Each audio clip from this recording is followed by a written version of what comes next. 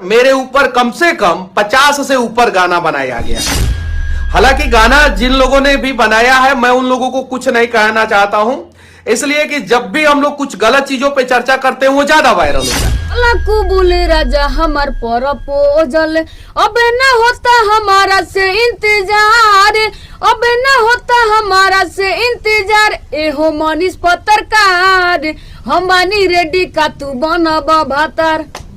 ये बेशरम लड़की जिस प्रकार से मनीष भैया पर गाना गा रही है, आप लोग जानते हैं किसी से शादी उदी करने वाले वैसे है नहीं, बस ये सिर्फ वायरल होने के लिए मतलब मनीष भैया पर ऐसा गाना गा दी कि मैं भी वायरल हो जाऊंगी। अब वायरल के बाद जब इस तरह मीडिया वाले पहुंचते हैं, कोई भी से बिहार में छोटा छोटा चीज़ करके लोग वायरल हो जाते, जब फिर मीडिया वाले पहुंचते हैं तो सभी का होश ठिकाना आ जाता है कि भाई हमने कितना गलत किया, वायरल नहीं होना था मुझे।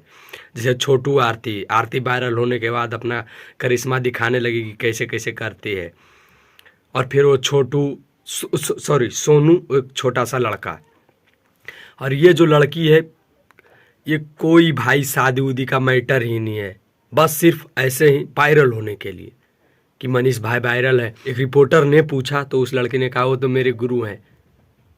तो गुरु है तो सोच कर नहीं गाया जाता था गाना, जो ऐसे ही गा दी।